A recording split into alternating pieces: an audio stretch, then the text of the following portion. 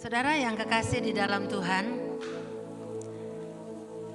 tema atau visi gereja kita adalah menjadi jemaat yang memenangkan jiwa, hidup dalam kasih dan kebenaran untuk menjadi mempelai Kristus. Saya berharap bahwa kita benar-benar akan menghayati visi ini, sehingga dimanapun kita berada, apapun yang kita lakukan, kita selalu mengingat, saya rindu untuk menjadi orang-orang yang dipakai Tuhan untuk memenangkan jiwa. Saya rindu untuk menjadi jemaat Tuhan, umat Tuhan yang hidup dalam kasih dan kebenaran, supaya pada akhirnya waktu Yesus datang, saya sudah siap menjadi mempelainya. Amin. Ini visi gereja kita. Dua minggu yang lalu saya mengajak Bapak Ibu Saudara untuk merenungkan bahwa sebagai jemaat kita mau menjadi jemaat yang memenangkan jiwa. Dan untuk menjadi pemenang jiwa, langkah awal yang harus kita lakukan adalah melalui doa. Dan minggu yang lalu saya mengajak Bapak Ibu Saudara untuk selalu belajar bersama-sama mengenai doa 5 jari.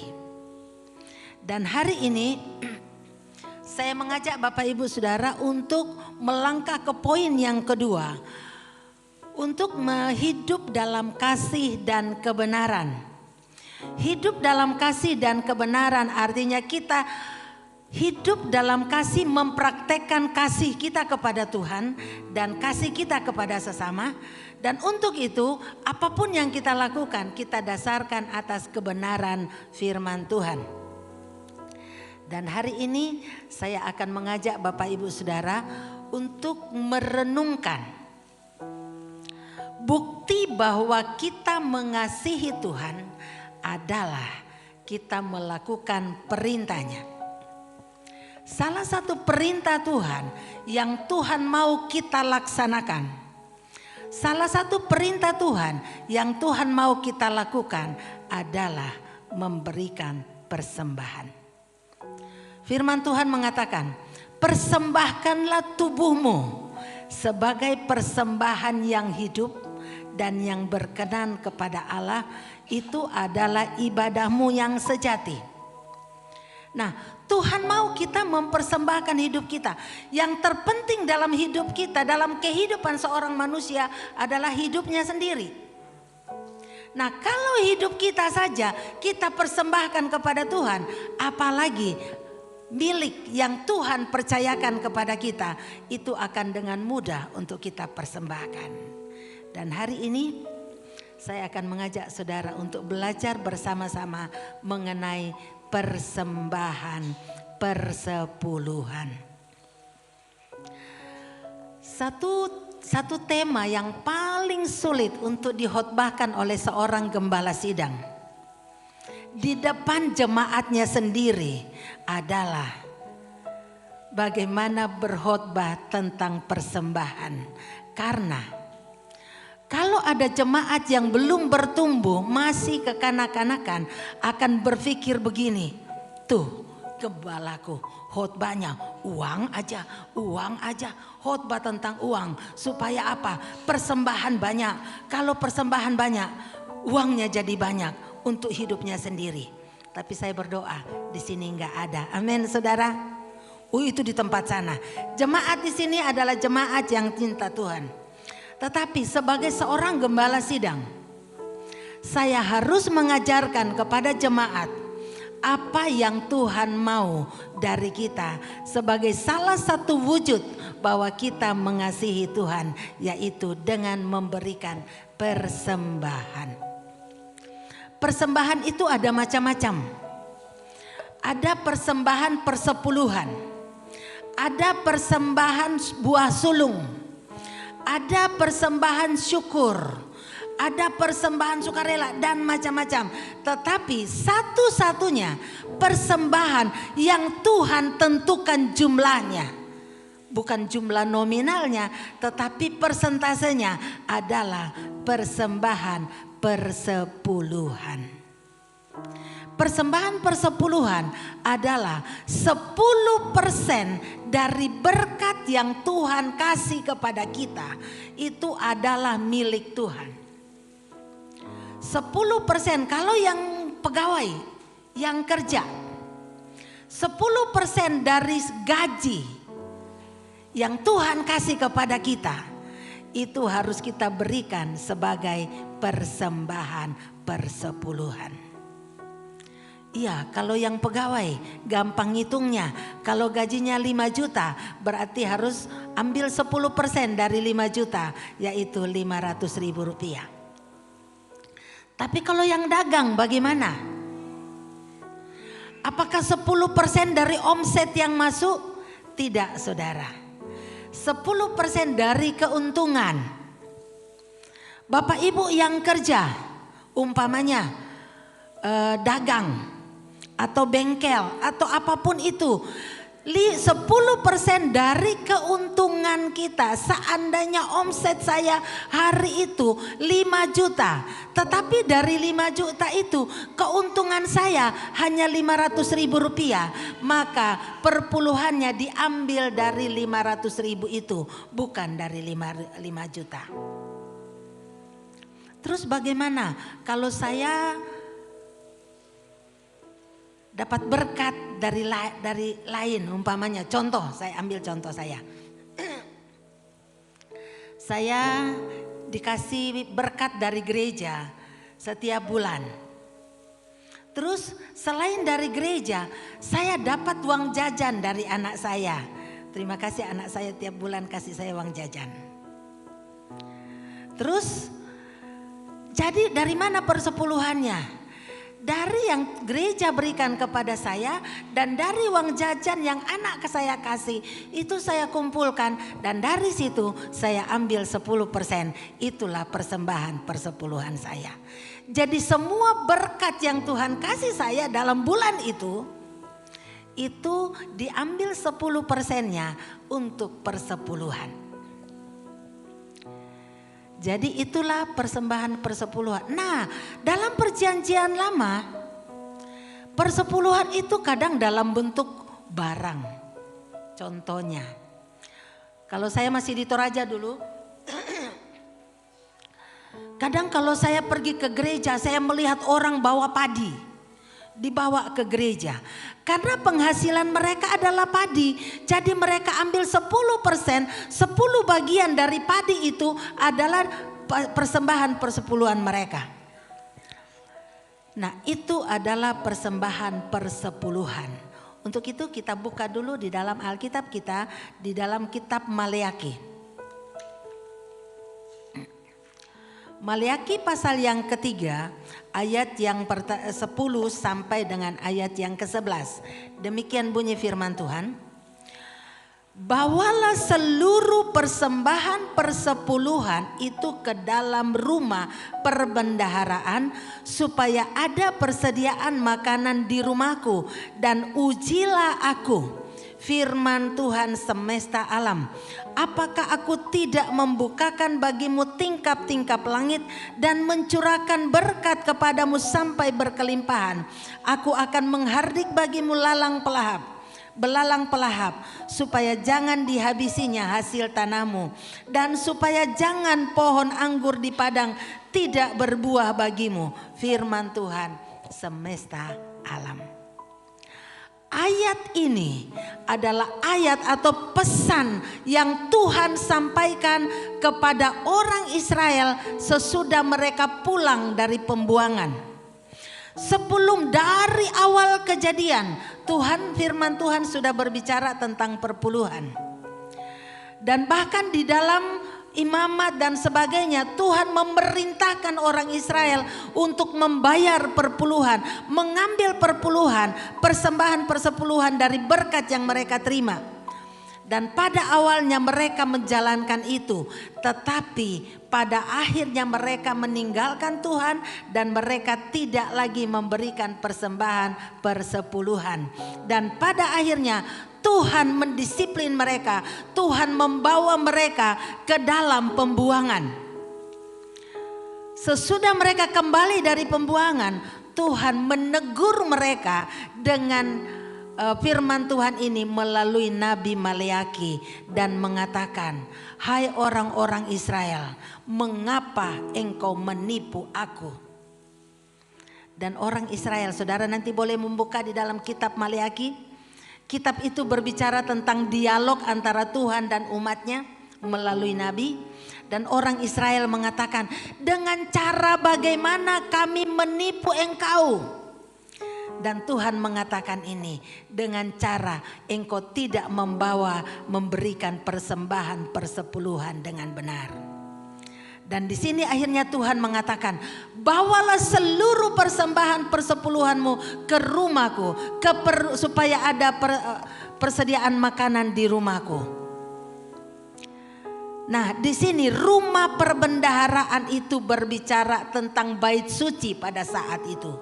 Nah, karena sekarang tidak ada lagi bait suci, yang ada sekarang ini persembahan persepuluhan kita bawa ke gereja. Ya, jadi hari ini ada pertanyaan-pertanyaan yang perlu kita pelajari dan kita jawab. Mungkin ada orang yang bertanya, kenapa sih kita harus membawa persembahan persepuluhan? Kenapa sih kita harus bayar perpuluhan? Mari kita lihat apa kata firman Tuhan, mengapa kita harus membawa persembahan persepuluhan kita kepada Tuhan. Mungkin saudara berpikir, kita bawa persembahan persepuluhan kita kepada Tuhan, kan kita nggak lihat Tuhan, tapi nyatanya kita bawa ke gereja. Iya, persembahan persepuluhan kita berikan kepada Tuhan melalui gereja. Jadi Bapak Ibu Saudara, kita membayar persepuluhan bukan kepada gereja, tetapi kepada Tuhan melalui gereja. Nah, ada 3 alasan yang saya ambil dari firman Tuhan, mengapa kita harus membayar persembahan persepuluhan. Yang pertama, di dalam Ulangan pasal 14 ayat 22. Memang ada banyak ayat yang berbicara mengenai persembahan persepuluhan, dan salah satunya adalah begini. Di dalam Ulangan, haruslah engkau benar-benar mempersembahkan 1/10 dari seluruh hasil benih yang tumbuh di ladangmu tahun demi tahun. Semua yang tumbuh dari hasil ladang kita, dari hasil ladang orang Israel, baik itu dari ternaknya, baik itu dari hasil tanahnya, semuanya diambil 10% dari itu, dari hasil itu harus dipersembahkan sebagai persembahan persepuluhan. Jadi mengapa kita harus membayar persembahan persepuluhan? Karena itu adalah perintah Tuhan, bukan perintah gembala. Yang kedua, mengapa kita harus membayar persembahan persepuluhan? Karena persepuluhan itu adalah milik Tuhan. Apa dasarnya ibu? Ibu mengatakan bahwa itu milik Tuhan. Kita buka di dalam Imamat. Imamat pasal 27 ayat 30. Di sana dikatakan demikian. Demikian juga segala persembahan persepuluhan dari tanah, baik dari hasil benih di tanah maupun dari buah pohon-pohonan adalah milik Tuhan. Itulah persembahan kudus bagi Tuhan. Bahkan kalau dulu anak pertama dari setiap ternak kita dikatakan itu milik Tuhan. Itu yang disebut dengan buah sulung. Dan sekarang dikatakan, di sini juga dikatakan 1/10 dari semua hasil penghasilan kita itu adalah milik Tuhan. Jadi kita harus mengembalikan kepada Tuhan apa yang menjadi miliknya. Amin. Itu sebabnya Tuhan mengatakan di dalam kitab Maleaki, kamu menipu aku. Orang-orang yang tidak memberikan persembahan persepuluhan, Tuhan mengatakan kamu menipu aku. Orang Israel bilang, loh dengan cara bagaimana kami menipu engkau? Dan dia katakan, dengan cara kamu tidak membayar perpuluhan dengan benar. Kamu tidak memberikan persembahan persepuluhan. Itu kita berarti menipu Tuhan. Lah manusia ditipu aja sedih. Kalau saudara ditipu sedih enggak saudara? Nah begitulah Tuhan. Ya, karena itu hak Tuhan, itu milik Tuhan. Yang ketiga, latihan untuk menghormati Tuhan. Ulangan pasal 14 ayat 23. Di sana dikatakan, di hadapan Tuhan Allahmu, di tempat yang dipilihnya untuk tempat ibadah, kamu harus makan persembahan persepuluhan dari gandum, air anggur, minyak zaitun, serta sapi dan kambing dombamu yang pertama lahir. Lakukanlah itu supaya untuk selamanya kamu belajar menghormati Tuhan Allahmu. Dengan kita membawa persembahan persepuluhan kita kepada Tuhan, kita sedang belajar untuk menghormati Tuhan Allah kita. Amin. Yang keempat, persepuluhan adalah ungkapan terima kasih kita kepada Tuhan. Ada begitu banyak yang Tuhan sudah lakukan untuk kita, sehingga wajarlah, seharusnya, sepatutnya kita mengucapkan terima kasih kita kepada Tuhan dengan mengembalikan apa yang menjadi milik Tuhan. Ini ada 4 alasan mengapa kita harus membawa persembahan persepuluhan kita kepada Tuhan. Pertanyaan berikut yang perlu kita jawab. Untuk apa? Untuk keperluan apa perpuluhan itu? Kenapa Tuhan memerintahkan kita untuk membawa persembahan persepuluhan ke rumah Tuhan? Di dalam Maleaki dikatakan, bawalah seluruh persembahan persepuluhanmu itu ke rumah perbendaharaan. Rumah perbendaharaan itu berbicara mengenai bait suci. Kalau sekarang itu berbicara tentang gereja. Kenapa? Untuk apa? Nah, di sini saya mengemukakan ada 3 keperluan yang kita gunakan, kita peruntukkan untuk perpuluhan. Yang pertama, Bilangan 18 ayat 21. Mengenai Bani Lewi, sesungguhnya aku berikan kepada mereka segala persembahan persepuluhan di antara orang Israel sebagai milik pusakanya untuk membalas pekerjaan yang dilakukan mereka, pekerjaan pada kemah pertemuan.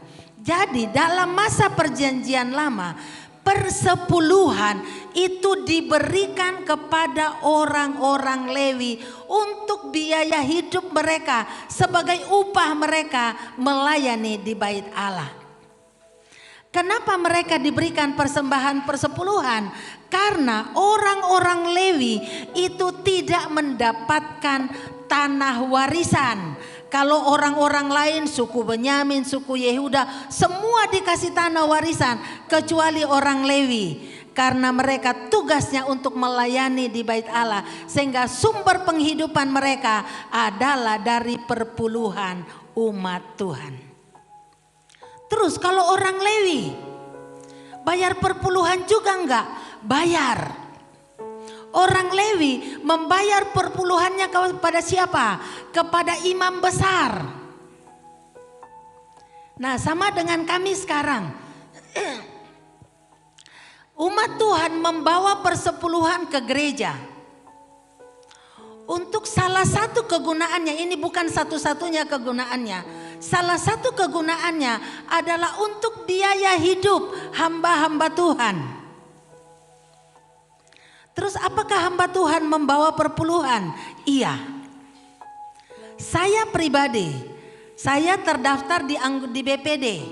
Kami punya pimpinan. Berarti kami, kalau saya bayar perpuluhan, saya tidak bayar ke gereja di sini.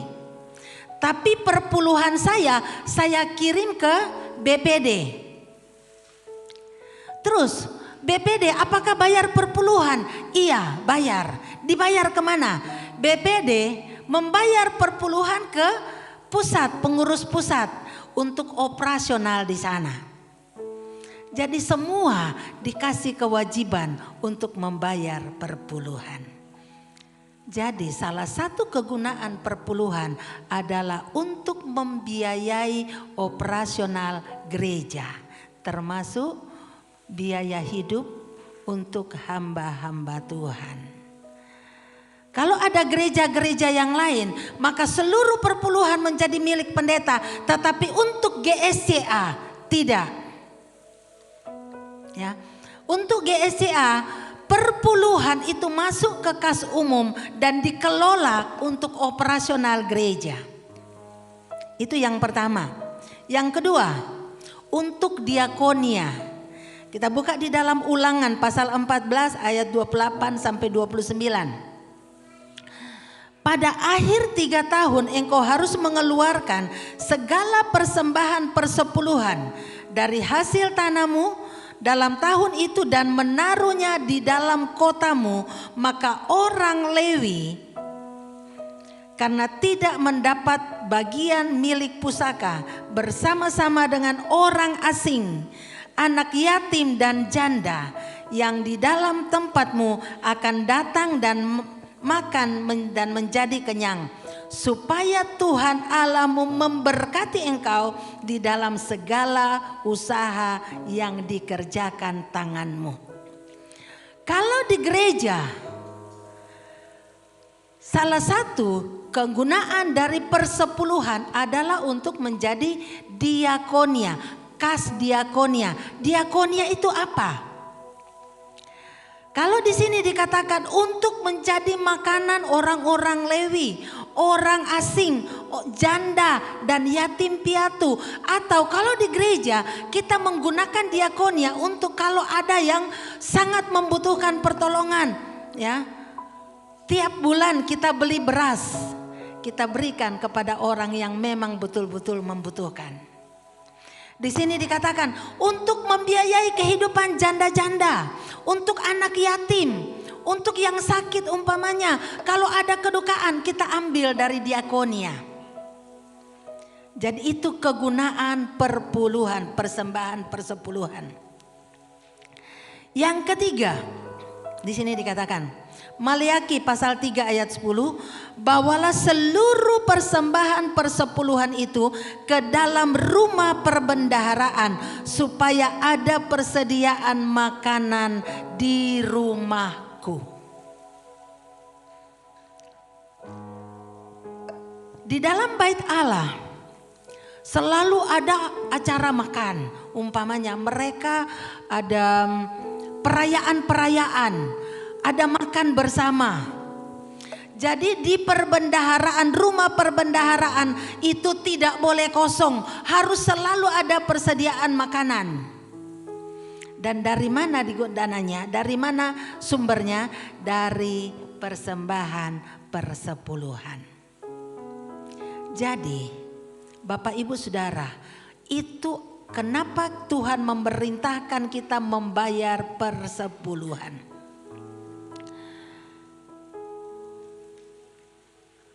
Bagaimana dengan kita? Apa kata Tuhan Yesus tentang persepuluhan? Memang dalam Alkitab Perjanjian Baru tidak dijelaskan secara eksplisit, tidak ditulis secara terang-terangan mengenai apa itu, apakah kita harus membayar persembahan persepuluhan. Tetapi sesuatu yang tidak diulang lagi, ditegaskan kembali, itu tidak berarti tidak berlaku.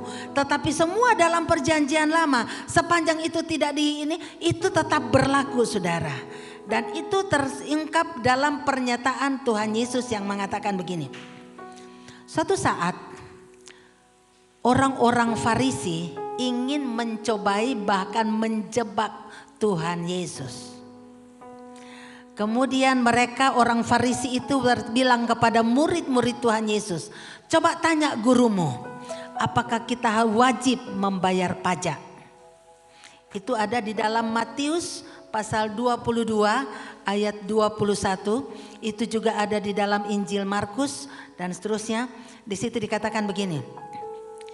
Waktu orang-orang bertanya kepada Yesus, apakah kita wajib membayar pajak? Kemudian Yesus menjawab kepada mereka, katanya, berikanlah kepada Kaisar apa yang wajib kamu berikan kepada Kaisar, dan kepada Allah apa yang wajib kamu berikan kepada Allah. Waktu mereka bertanya, dia tanya, apakah kita harus bayar pajak? Tuhan bilang, coba kasih satu koinnya. Dia lihat, itu gambar siapa? Mereka bilang, ini gambar Kaisar. Oke? Berikan kepada Kaisar apa yang menjadi haknya Kaisar. Dan berikan kepada Allah apa yang menjadi haknya Allah. Saudara dan saya diciptakan serupa dan segambar dengan Allah. Berarti kita adalah milik Allah. Kita harus memberikan kepada Allah. Kita mempersembahkan kepada Allah segenap kehidupan kita. Kalau hidup kita saja, kalau diri kita saja kita berikan kepada Allah, apalagi uang yang berkat yang Tuhan titipkan kepada kita, itu milik Allah. Berarti harus dikembalikan kepada Allah. Jadi Yesus sendiri tidak pernah membatalkan persembahan persepuluhan. Dengan kata lain, dalam Perjanjian Lama dan Perjanjian Baru, Tuhan tetap hukumnya bahwa umat Tuhan harus memberikan persembahan persepuluhan sebagai bukti kasih kita kepada Tuhan. Amin. Saudara mengasihi Tuhan? Kalau kita mengasihi Tuhan, kita mengembalikan apa yang menjadi haknya Tuhan. Bagaimana perasaan saudara kalau hak saudara diambil? Tapi saya bersyukur Allah kita adalah Allah yang penuh kasih. Gereja kita tidak pernah memaksa orang untuk memberikan persembahan. Tapi gereja mengajarkan supaya siapa yang sungguh-sungguh mengatakan aku mengasihi Tuhan, dia akan memberikan persembahan persepuluhan. Gereja kita tidak pernah menagih. Kalaupun saudara tidak bayar, itu urusan saudara dengan Tuhan. Tetapi firman Tuhan mengatakan, setiap orang yang memberikan persembahan persepuluhan akan diberkati oleh Tuhan. Di dalam Maliaki tadi dikatakan, ujilah aku. Pada saat kamu memberikan persembahan persepuluhan dengan benar, apakah aku tidak membuka tingkap-tingkap langit untuk memberkati kamu? Saya membaca sepanjang Alkitab, satu-satunya kalimat di mana Tuhan berkata, ujilah aku, adalah waktu dia berbicara tentang persembahan persepuluhan. Artinya waktu kita belajar memberikan persepuluhan, kita belajar untuk mempercayakan hidup kita kepada Tuhan. Dan belajar untuk mempercayai firman Tuhan. Bahwa kita tidak akan pernah menjadi miskin hanya karena kita mengambil 10% untuk dikembalikan kepada Tuhan. Tetapi yang terjadi, pada saat kita belajar untuk mengambil 1/10 dari seberapapun penghasilan kita, maka kita akan melihat berkat Tuhan akan melimpah dalam hidup kita. Amin. Tapi sekali lagi, jangan pernah memberi persembahan persepuluhan dengan catatan begini.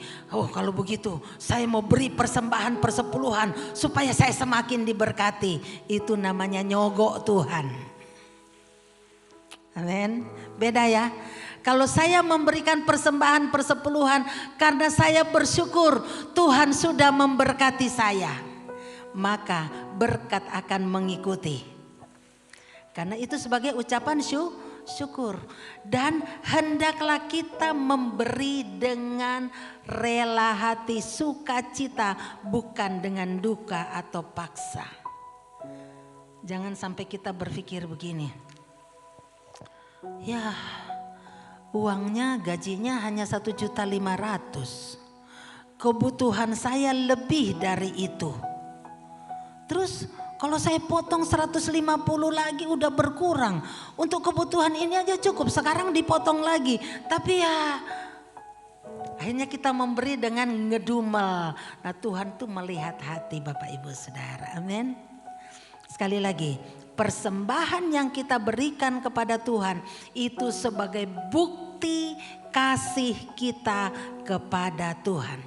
Kalau saya mengasihi seseorang, saya akan selalu rindu untuk memberi kepada orang itu, betul?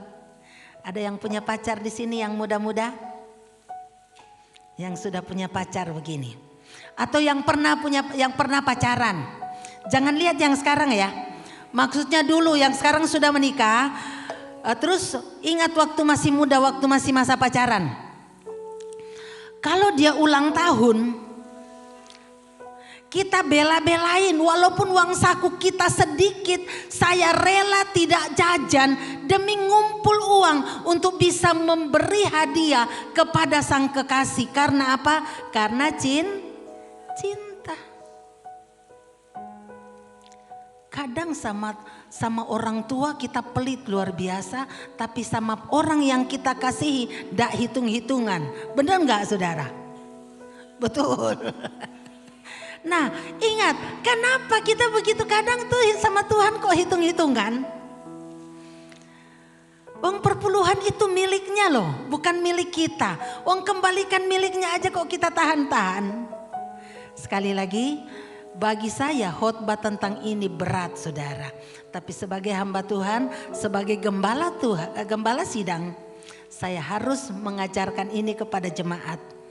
Kembali lagi, apakah jemaat mau melakukannya atau tidak, itu pilihan di tangan saudara. Kalau saudara melakukannya, saudara menyenangkan hati Tuhan. Kalau saudara menyenangkan hati Tuhan, maka saudara pun akan menikmati sukacita. Amin. Mari kita akan tunduk kepala. Saya tadi malam membaca satu perenungan. Satu artikel yang mengatakan begini. Perpuluhan adalah ucapan terima kasih kita kepada Tuhan. Perpuluhan adalah ucapan syukur kita kepada Tuhan. Dan kita biasanya berterima kasih kalau ada sesuatu, ada orang yang memberi kita sesuatu, betul? Nah, mari kita coba renungkan pemberian Tuhan kepada kita setiap hari. Pemberian Tuhan kepada kita setiap hari. Saya mendapat perenungan ini. Orang kalau di rumah sakit, kalau dia susah bernapas, dia harus pasang oksigen. Dan oksigen itu mahal. Harganya satu kubik itu berarti 1.000 liter.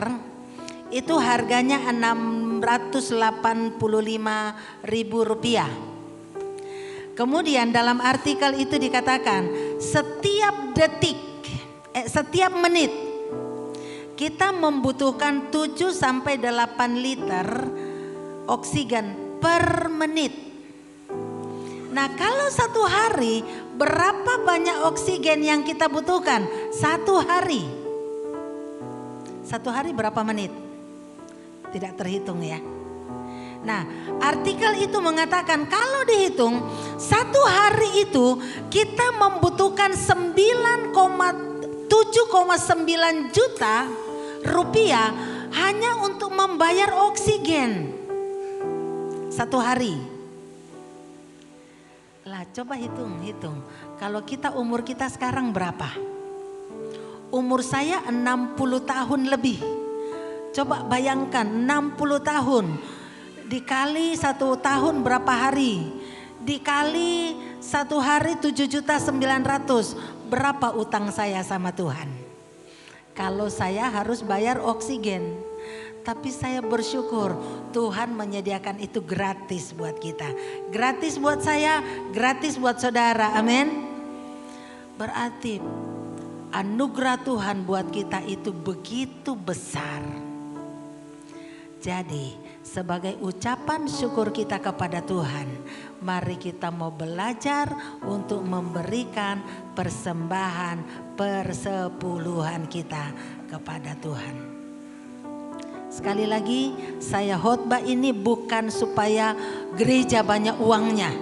Tidak saudara. Ya, saudara kasih persembahan atau tidak, gereja tidak akan pernah mati.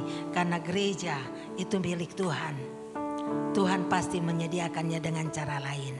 Tetapi kalau Tuhan bisa memakai saya untuk memenuhi kebutuhan itu berarti keuntungan buat saya yang dipakai oleh Tuhan. Amin saudara. Mari kita akan tunduk kepala. Kita merenungkan kebenaran firman Tuhan. Apa yang bisa kita berikan kepada Tuhan sebagai bukti kasih kita kepadanya? Selain mengucapkan terima kasih Tuhan untuk kasih-Mu. Betapa hatiku berterima kasih.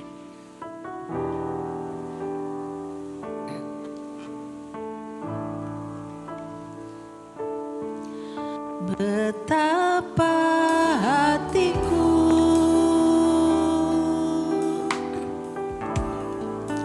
berterima kasih Yesus, Kau mengasihiku,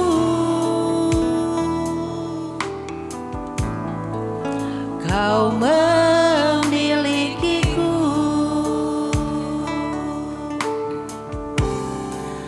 Hanya ini Tuhan persembahanku, segenap hidupku, jiwa dan ragaku. Sebab tak ku miliki harta kekayaan yang cukup berarti untuk ku persembahkan. Hanya ini Tuhan permohonanku, terimalah Tuhan persembahanku. Pakailah hidupku sebagai alat-Mu seumur hidupku. Katakan sekali lagi, betapa hatiku, hatiku berterima kasih Yesus, Kau mengasihiku, Kau memilikiku. Hanya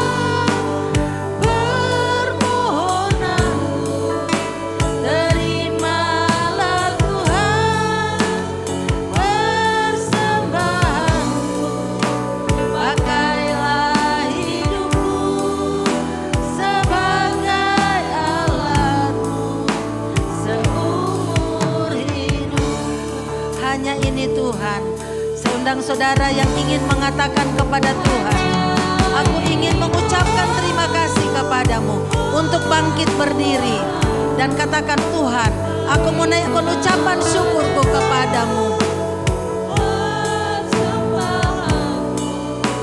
Pakailah hidupku sebagai alatmu seumur hidupku. Mari kita akan ambil waktu sejenak untuk merenungkan kehidupan kita. Ingatlah bahwa firman Tuhan mengingatkan kepada kita bahwa persembahan yang kita berikan kepada Tuhan itu sebagai bukti kasih kita kepada Tuhan, bukti bahwa kita mencintai Tuhan, kita menghormati Tuhan. Bagaimana dengan kehidupan kita? Akankah pada pagi hari ini kita membuat satu komitmen di hadapan Tuhan bahwa mulai hari ini saya ingin belajar untuk mengembalikan apa yang menjadi milik Tuhan melalui gereja. Terima kasih Tuhan. Terpujilah nama-Mu. Bapa kami dalam surga, pada pagi hari ini Tuhan kami datang kepadamu. Kami mohon ampun kepadamu ya Tuhan, kalau selama ini kami seperti bangsa Israel yang menipu Engkau karena tidak memberikan persembahan persepuluhan, bahkan mungkin tidak memberikan dengan cara yang benar. Mungkin kami memberikan dengan hati yang tidak tulus, tetapi hari ini kami mengerti kebenaran firman-Mu bahwa kalau kami mengasihi Engkau, kami akan memberikan persembahan kami, karena persembahan persepuluhan kami adalah simbol dari penyerahan kehidupan kami kepadamu. Tuhan, Engkau berbicara di dalam hati kami masing-masing, dan ajar kami Bapa untuk menjadi pelaku firman-Mu.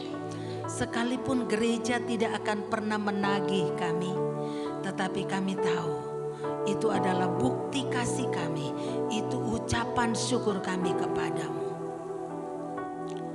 Hamba berdoa buat seluruh sidang jemaat-Mu pada pagi hari ini. Hamba-Mu berhenti berbicara, tapi biar Roh Kudus-Mu yang akan terus berbicara di dalam hati mereka, di dalam hati kami semua, sehingga firman-Mu yang kami dengarkan hari ini akan bertumbuh dalam kehidupan kami, berbuah di dalam hati-hari kami, dan kami akan menjadi pelaku-pelaku firman-Mu. Terpujilah nama-Mu Bapa. Kami mengucap syukur hari ini. Berdoa buat bangsa dan negara kami. Kami bersyukur kami ada di negara Indonesia ini. Kami bersyukur Tuhan memberikan kami pemimpin-pemimpin yang berhikmat, pemimpin-pemimpin yang mengasihi masyarakatnya, mengasihi rakyatnya. Dan kami berdoa biarlah Tuhan akan memberi mereka hikmat untuk mengatur masyarakat yang ada, supaya masyarakat Indonesia mencapai tujuannya menjadi masyarakat yang adil dan makmur. Terpujilah nama-Mu Bapa.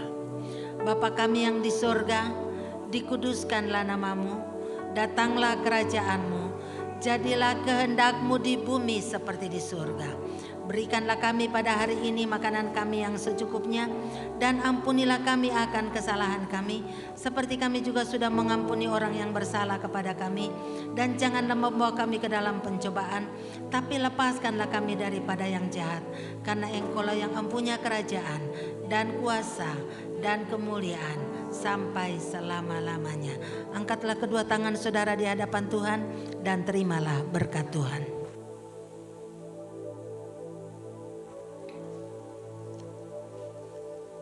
Tuhan memberkati engkau dan melindungi engkau. Tuhan menyinari engkau dengan wajah-Nya dan memberi engkau kasih karunia. Tuhan menghadapkan wajah-Nya kepadamu dan memberi engkau damai sejahtera. Kiranya damai sejahtera Allah yang melampaui segala akal menguasai hati, pikiran, dan perasaan kita semua mulai hari ini sampai Maranatha Tuhan Yesus datang untuk menjemput kita sebagai mempelainya. Haleluya. Amin. Bapa, terima kasih. Bapa, terima kasih. Bapa, terima kasih. Bapa di dalam surga, ku berterima kasih. Amin. Selamat pagi, Tuhan memberkati.